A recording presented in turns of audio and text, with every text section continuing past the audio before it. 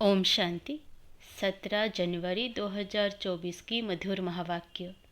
मीठे बच्चे, बाबा को प्यार से याद करते रहो, श्रीमत पर सदा चलो, पढ़ाई पर पूरा अटेंशन दो तो तुम्हें सब रिगार्ड देंगे।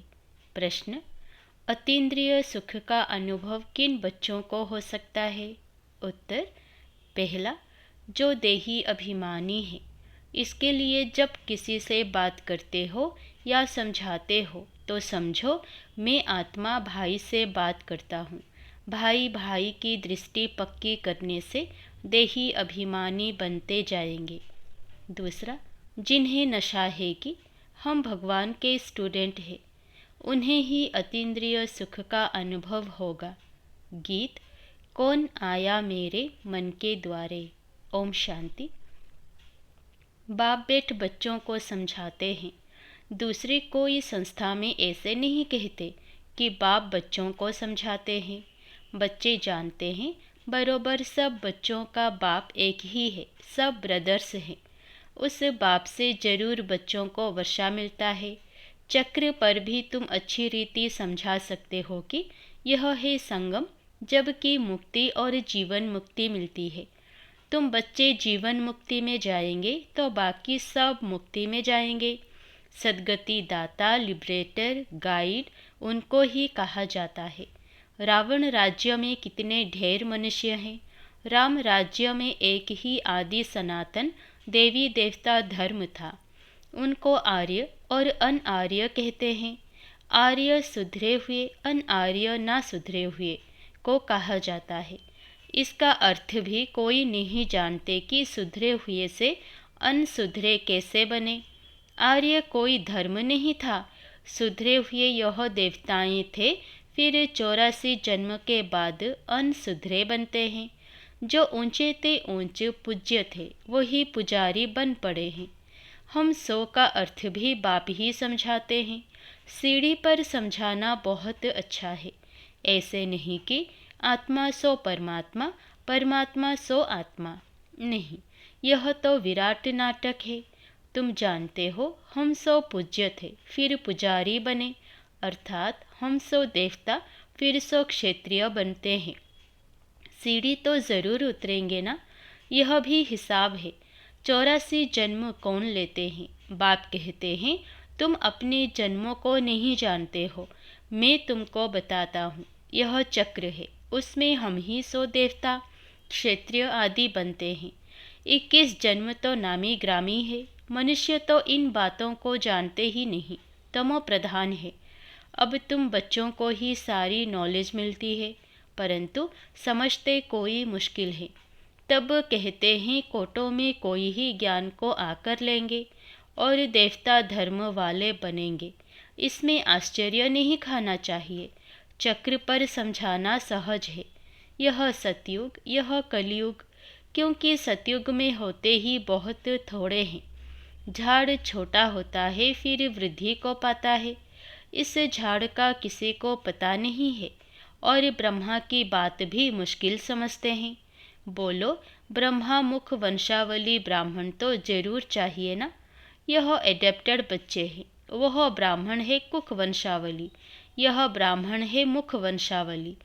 यह है पराया रावण राज्य।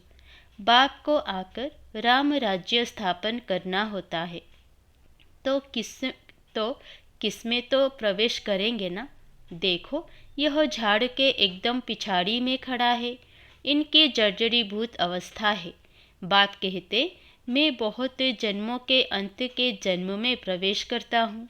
यह अंतिम 84वां जन्म है। तपस्या कर रहे हैं। हम इनको भगवान नहीं कहते हैं।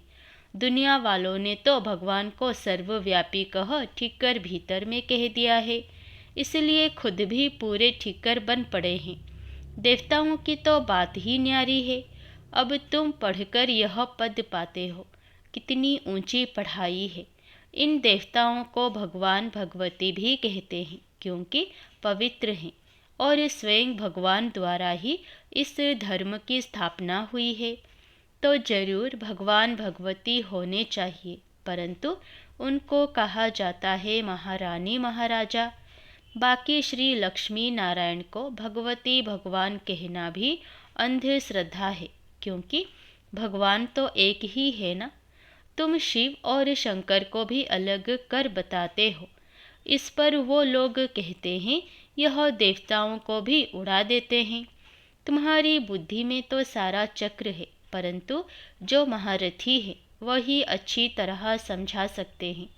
बहुत हैं जो भल सुनते हैं परंतु बुद्धि में ठहरता नहीं, तो वह क्या बनेंगे? पाई पैसे के दास दासियां बनेंगे। आगे चलकर तुमको साक्षात्कार होंगे, परंतु उस समय कुछ कर नहीं सकते। टाइम पूरा हो गया, फिर क्या कर सकेंगे?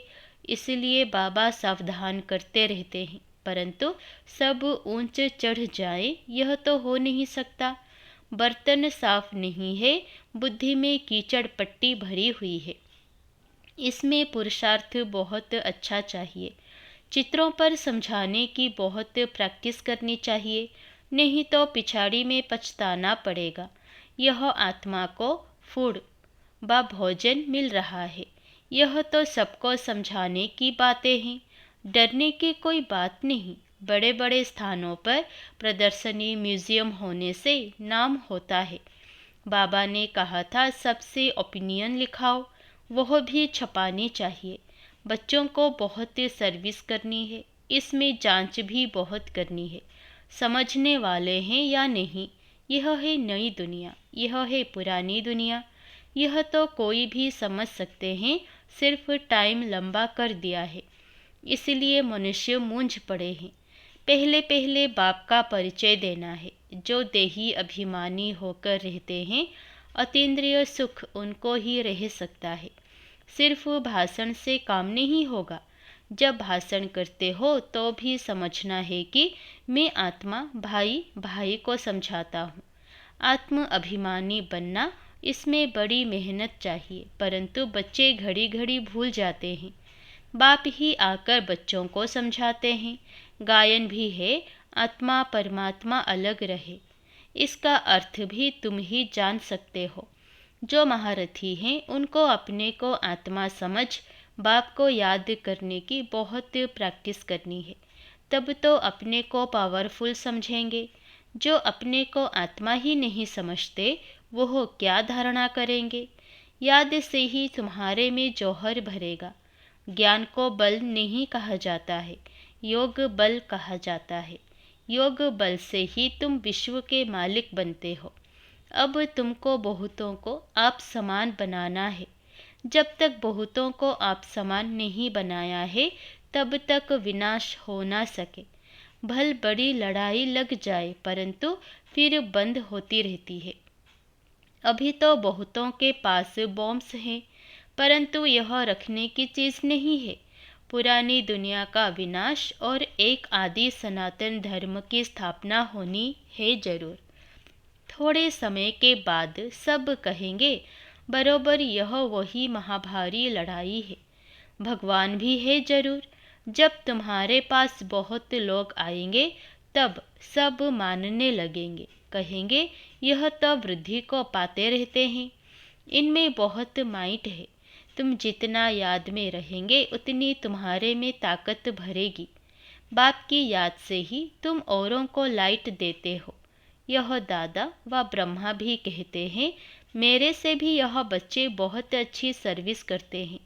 अभी थोड़ी देरी है। योग में यथार्थ रीति कोई रह नहीं सकता। खुद भी फील करते हैं कि योग में हम कम हैं, इसलिए बराबर तीर नहीं लगता है। भगवान कुमारियों में ज्ञान बाण भरते हैं। तुम प्रजापिता ब्रह्मा कुमारियाँ हो ना। यह है ब्रह्मा, तुम हो एडेप्टेड बच्चे। क्रिएटर तो एक ही है, बाकी सब पढ़ रहे हैं। उसमें यह ब्रह्मा भी आ गया, फिर यह रचना हो गई ना। तुम देवता बनने वाले हो, देवी गुण धारण कर रहे हो। कहाँ कहाँ दोनों पहिए चल नहीं सकते, जैसे कि रेती पर खड़े हैं। बाबा नाम नहीं लेते हैं, नहीं तो समझना चाहिए बाबा सच कहते हैं। बच्चे भी एक दो के स्वभाव को जान सकते हैं, जिनका आपस में काम रहता है। बच्चे समझते हैं हम ही सिरताज थे, अब फिर बनते हैं। पहले तुम किसी को समझाते हो तो मानने लिए तैयार नहीं होते, फिर धीरे धीरे समझते हैं। इसमें बुद्धि बहुत चाहिए। आत्मा में बुद्धि है। आत्मा सत चित आनंद स्वरूप है। अब तुम बच्चों को देही अभिमानी बनाया जाता है। जब तक बाप ना आए तब तक कोई देही अभिमानी बन ना सके। अब बाप कहते हैं आत्म अभिमानी भव, मामेकम याद करो तो मेरे से शक्ति मिलेगी। यह धर्म बहुत ताकत वाला है, सारे विश्व पर राज्य करते हैं। कम बात है क्या? तुमको ताकत मिलती है बाप के साथ योग लगाने से। यह है नई बात जो अच्छी रीति समझाना पड़ता है। आत्माओं का बेहद का बाप वही है, वही नई दुनिया का रचयिता है। तो शिव का ऑक्यूपेशन समझाओ कि वो हो आकर क्या करते हैं। श्री कृष्ण जयंती और शिव जयंती दोनों की मनाते हैं। अब दोनों में बड़ा कौन? ऊंचते ऊंच निराकार। उसने क्या किया जो शिव जयंती मनाई जाती है? कृष्ण ने क्या किया? लिखा हुआ है कि परमपिता परमात्मा साधारण बूढ़े तन में आकर स्थापना करते हैं। अनेक प्रकार के मत मतांतर हैं। श्रीमत तो एक ही है जिससे तुम श्रेष्ठ बनते हो। मानव मत से श्रेष्ठ कैसे बनेंगे? यह ईश्वरीय मत जो तुमको एक ही बार संगम पर मिलती है। देवताएं तो मत देते नहीं, मनुष्य से देवता बन गए बस खलास। वहाँ गुरु आदि भी नहीं करते, यहाँ मनुष्य मत लेते हैं गुरु की। तो युक्ति से समझाना है हम हैं राजयोगी। हठ योगी कभी राजयोग सिखला ना सके। वो है ही निवृत्ति मार्ग वाले। तीर्थों पर प्रवृत्ति मार्ग वालों को ही जाना है। तुम बच्चों को कोई भी बात में मूंझना नहीं है। यह ड्रामा बना बनाया है जो रिपीट होता रहता है। तुम्हारी सर्विस भी कल्प पहले मिसल होती है। ड्रामा ही तुमको पुरुषार्थ कराते हैं, वह भी तुम करते हो कल्प पहले मिसल। पुरुषार्थ वालों की चलन से तुम समझ सकते हो। तब तो प्रदर्शनी में ग्रुप देखकर गाइड दिया जाता है ताकि अच्छी रीति समझा सके। पढ़ाने वाला बाप तो अच्छी रीति जानते हैं, कितनी विशाल बेहद की बुद्धि बनाते हैं। तुमको नशा रहना चाहिए कि हम किसके बच्चे हैं। भगवान हमको पढ़ाते हैं। कोई नहीं पढ़ सकते तो भाग जाते हैं। भगवान भी समझते हैं यह हमारा बच्चा नहीं है। तुम देखते हो भगवान के बच्चे पढ़ते थे फिर भाग गए, फिर कुछ समझ में आ जाता है तो फिर भी पढ़ने लग जाते हैं। फिर योग में अच्छी रीति रहें तो ऊंच पद पा सकते हैं। समझेंगे बरोबर हमने टाइम बहुत वेस्ट किया जो ऐसा स्कूल छोड़ दिया। अब तो जरूर बाप से वर्षा लेंगे। बाप को याद करते करते अथवा बाबा बाबा कह रोमांच खड़े हो जाने चाहिए। बाबा हमको ऊंच पद प्राप्त कराते हैं। हम कितने भाग्यशाली हैं।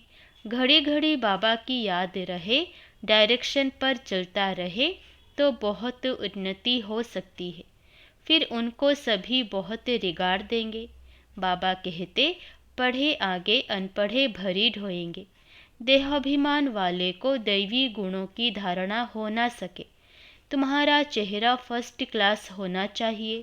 कहते हैं अतीन्द्रिय सुख उन्हों से पूछो जिन्हों को भगवान पढ़ाते हैं।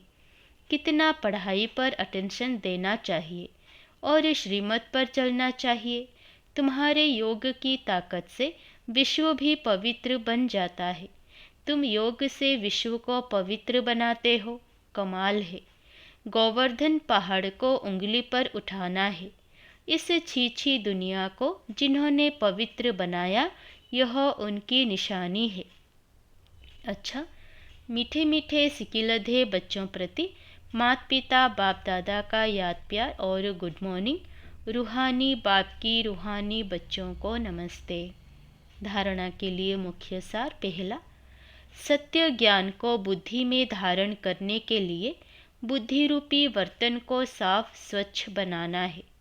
व्यर्थ बातों को बुद्धि से निकाल देना है। दूसरा, देवी गुणों की धारणा और पढ़ाई पर पूरा अटेंशन दे अतीन्द्रिय सुख का अनुभव करना है। सदा इसी नशे में रहना है कि हम भगवान के बच्चे हैं, वही हमको पढ़ाते हैं। वरदान, निश्चय के फाउंडेशन द्वारा संपूर्णता तक पहुँचने वाले निश्चय बुद्धि निश्चिंत भव। निश्चय इस ब्राह्मण जीवन की संपन्नता का फाउंडेशन है और यह फाउंडेशन मजबूत है तो सहज और तीव्र गति से संपूर्णता तक पहुँचना निश्चित है।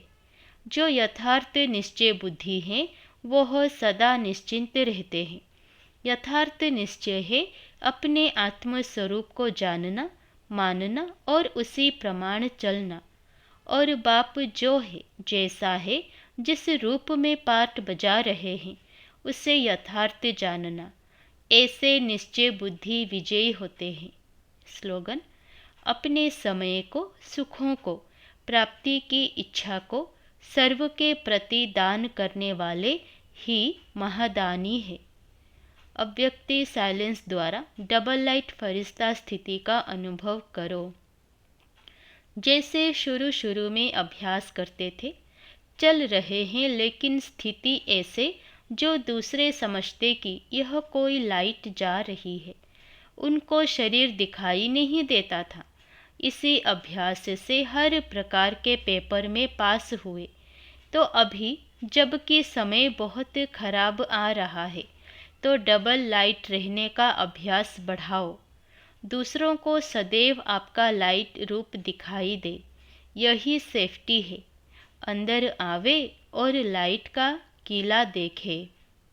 अच्छा, ओम शांति।